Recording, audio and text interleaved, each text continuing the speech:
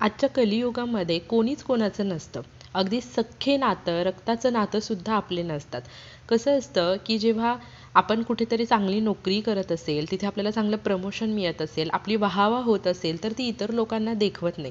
त्याचप्रमाणे आपण आपल्या आयुष्यामध्ये जेवढे जास्त एफर्ट्स घेतो, त्याप्रमाणे आपल्याला त्या कष्टाचं फळ मिळत असतं. पण हेच आपल्याच माणसांना आपलं हे सगळं चांगलं भोगवत नसतं. आपलीच माणसं आपली नसतात.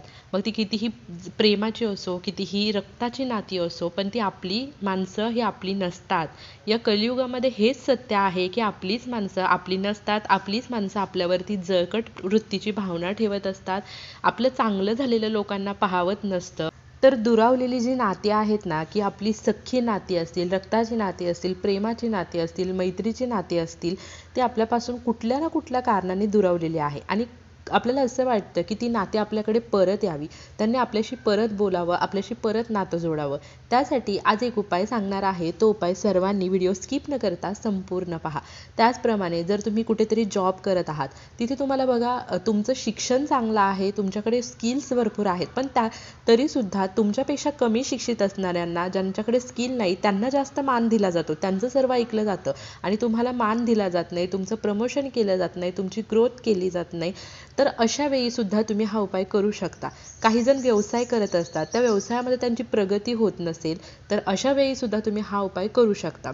तुमचे मित्रमैत्रीण असतील, तुमच्या जवळच्या व्यक्ती असतील, कुठल्या ना कुठल्या कारणांवरून ते तुमच्याशी बोलत नसतील, पण त्यांचीसुद्धा इच्छा असेल, तुमचीसुद्धा इच्छा असेल, किंवा त्यांची इच्छा नसतानाही तुमची इच्छा असेल की परत नातं जोडावं, तर अशा वेळी तुम्हाला हा उपाय करायचा आहे. त्याचप्रमाणे तुमच्याबरोबर सर्व लोक बोलण्यासाठी उत्सुक झाले पाहिजे, त्यासाठी सुद्धा तुम्ही हा उपाय करू शकता. समोरचा व्यक्ती तुमच्याशी बोलण्यासाठी तडफडला पाहिजे, त्याला तळमळ झाली पाहिजे की मला सुद्धा त्या व्यक्तीशी बोलायचं आहे.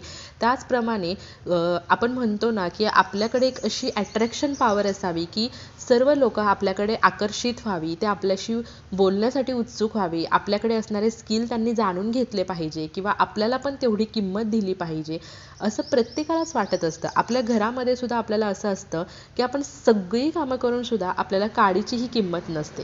मग ती किंमत मिळवण्यासाठी, किंवा आपल्या घरातल्यांनी आपलं ऐकून घ्यावं, आपल्याला मान सन्मान द्यावा, योग्य किंमत द्यावी, असं जर तुम्हाला वाटत असेल, तर त्यासाठी सुद्धा तुम्ही हा उपाय करू शकता. तर व्हिडिओ स्किप न करता संपूर्ण पहा. श्री स्वामी समर्थ. मी प्रियंका ऑल कंटेंट या चॅनलमध्ये मी तुम्हा सर्वांचं मनापासून स्वागत करते. स्वामी महाराज तुमच्या सर्वांच्या सर्व चांगल्या इच्छा पूर्ण करो, हीच प्रार्थना मी त्यांच्या चरणी करते आणि व्हिडिओला सुरुवात करते. हा जो आपण उपाय करणार आहे, या उपायाला लॉ ऑफ अट्रॅक्शन असं म्हटलं जातं, आणि शुद्ध मराठीत जर सांगायचं म्हटलं तर वशीकरण असं म्हटलं जातं. यासाठी तुम्हाला कुठल्याही भोंदू बाबाकडे, कुठल्या तंत्रमंत्र करणाऱ्या महाराजांकडे, कुणाकडेही जाण्याची गरज नाही. अगदी घरात बसून तुम्ही हा उपाय करू शकता, आणि या उपायाची तुम्हाला 1001% अनुभूती येणारच, याची मी तुम्हाला गॅरंटी देते. तुम्हाला हा उपाय घर बसल्या अगदी कमी साहित्यामध्ये करायचा आहे, की जेणेकरून तुमची दुरावलेली नाती असतील, मित्रमैत्रिणी असतील, तुमचं प्रेम असेल, किंवा तुम्हाला किंमत नसेल, मान सन्मान तुम्हाला समाजात दिला जात नसेल, तुमची योग्य गोष्ट तुम्हाला योग्य वेळी मिळत नसेल, त्या सर्व गोष्टींवरती तुमच्या प्रगतीसाठी तुम्ही हा उपाय करू शकता. आपल्याला कुठलं साहित्य लागते ते मी तुम्हाला सांगते. अगदी तुमच्या घरामध्ये हे साहित्य तुम्हाला अवेलेबल असेल, त्याच्यासाठी तुम्हाला कसलाही खर्चसुद्धा करण्याची गरज नाही. पहिलं साहित्य म्हणजे तुम्हाला लागणार आहे चिंचुका. आपण जी चिंच खातो त्याच्या आतमध्ये जी बी असते त्याला चिंचुका असं म्हणतात, आणि हा जो चिंचुका आहे हा सर्वांनाच माहिती आहे. तर हा जो चिंचुका आहे तो तुम्हाला एक घ्यायचा आहे. तुम्हाला 4 काळी मिरी घ्यायच्या आहेत. काळी मिरी ही आपल्या मसाल्याच्या पदार्थांमध्ये असते, तर त्या 4 काळी मिरी तुम्हाला घ्यायच्या आहेत, आणि 1 लवंग तुम्हाला घ्यायची आहे. ही लवंग तुटलेली फुटलेली नसावी, अखंड लवंग, ज्याला वरती फूल पण असतं, अशी लवंग तुम्हाला घ्यायची आहे. तर तुम्हाला काय घ्यायचं आहे? 1 चिंचुका, 4 काळी मिरी आणि 1 लवंग, अशा 3 गोष्टी तुम्हाला घ्यायच्या आहेत, आणि ह्या प्रत्येकाच्या घरामध्ये अवेलेबल असतात. तुम्हाला चिंचुका नाही मिळाला तर तो सुद्धा तुम्हाला सहजरित्या मार्केटमध्ये मिळून जाईल. काळी मिरी आणि लवंग याच्यामध्ये आकर्षित करण्याची क्षमता ही जास्त असते. जो चिंचुका असतो त्याच्यामध्ये इतर व्यक्तींना आपल्याकडे आकर्षित करून घेण्याची प्रचंड प्रमाणामध्ये शक्ती असते. त्याचप्रमाणे लवंग आणि काळी मिरी जी आहे त्यामुळे आपल्याला लागलेली जी नजर असेल, इडापिडा असेल, काही कर्माचा प्रकार असेल, करणीबाधेचा प्रकार असेल, अशा गोष्टी सध्या खूप चाललेल्या आहेत, ते सर्व दूर करण्याची शक्ती या लवंगमध्ये आणि काळी मिरीमध्ये असते. त्यानंतर तुम्हाला एक काळं कापड घ्यायचं आहे. अगदी तुम्ही काळा ब्लाऊज पीस असतो ना, त्याचा एक छोटासा तुकडा घेतला ना तरी सुद्धा चालणार आहे. आपल्याला पोटली करायची आहे, त्यामुळे छोटंसं कापड तुम्हाला घ्यायचं आहे. या काळ्या कापडामध्ये तुम्हाला या तीनही वस्तू ठेवायच्या आहेत. सर्वात आधी तुम्ही चिंचोका ठेवा. चिंचोका ठेवल्यानंतर त्यावरती तुम्हाला चिमूटभर हळद टाकायची आहे. आपल्या शास्त्रामध्ये हळदीला किती महत्त्व आहे हे तुम्हाला माहितीच आहे. तर हळदीमध्ये जी सकारात्मकता आहे ती शोषून घेण्याची ताकद असते आणि नकारात्मकता दूर लावण्याचं काम हळद करत असते. त्याचप्रमाणे हळदीमध्ये आकर्षित करण्याची क्षमताही मोठ्या प्रमाणात असते. त्यामुळे चिमूटभर हळद टाकायची आहे. त्यानंतर तुम्हाला 4 काळी मिरी आणि 1 लवंग अशा पद्धतीने त्याच्यामध्ये ठेवून तुम्हाला या काळ्या कापडाची पोटली करून घ्यायची आहे. म्हणजे तुम्हाला घट्ट अशी त्याची घाटण बांधायची आहे आणि घट्ट अशी त्याला गाठ बांधून त्याची तुम्हाला छान अशी छोटीशी पोटली करून घ्यायची आहे. जर तुम्हाला पोटली बांधायला येत नसेल तर तुम्ही कापड घेऊन त्याची छोटीशी पिशवी शिवून त्याच्यामध्ये हे टाकून वरून धाग्याने सुद्धा बांधू शकता. त्यानंतर ही जी पोटली आहे ही पोटली तुम्हाला घ्यायची आहे. पोटली बनवून झाल्यानंतर तुम्हाला एक दिवा घ्यायचा आहे. तुम्ही मातीची पणती घ्या, तुम्ही तुमच्या घरामधील असणारी पितळेची, चांदीची, जे काही तुमच्याकडे स्टीलचा वगैरे दिवा असेल तो घेतला तरी चालणार आहे.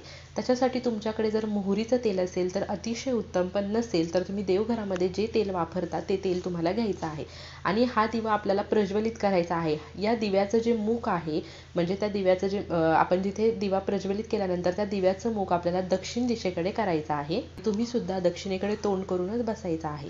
त्यानंतर ही पोटली तुम्हाला तुमच्या हातामध्ये घेऊन एक मंत्र जप करायचा आहे. हा मंत्र तुम्हाला स्क्रीनवरतीही फ्लॅश होईल, पण मंत्र व्यवस्थित एक ना एक शब्द समजून त्याचा उच्चार करायचा आहे. कारण थोडासा जरी उच्चार चुकला किंवा शब्द चुकला तर त्याचा तुम्हाला त्या सेवेचा, त्या उपायाचा अनुभव येणार नाही. त्यामुळे व्यवस्थित मंत्र ऐका. हा मंत्र तुम्ही कमीत कमी 11 वेळा, 21 वेळा, 51 वेळा आणि 108 वेळा तुम्हाला जप करायचा आहे. म्हणजे तुमच्या यथाशक्ती तुम्ही 11 वेळा करा, 21 वेळा करा, 51 वेळा करा किंवा 108 वेळा करा, पण तुम्हाला हा मंत्र जप अगदी श्रद्धेने करायचा आहे. मंत्र असा आहे: ओम ह्रीम ह्रीम वस वस स्वाहा. ओम ह्रीम ह्रीम वस वस स्वाहा. ओम ह्रीम ह्रीम वस वस स्वाहा. ओम ह्रीम ह्रीम वस वस स्वाहा.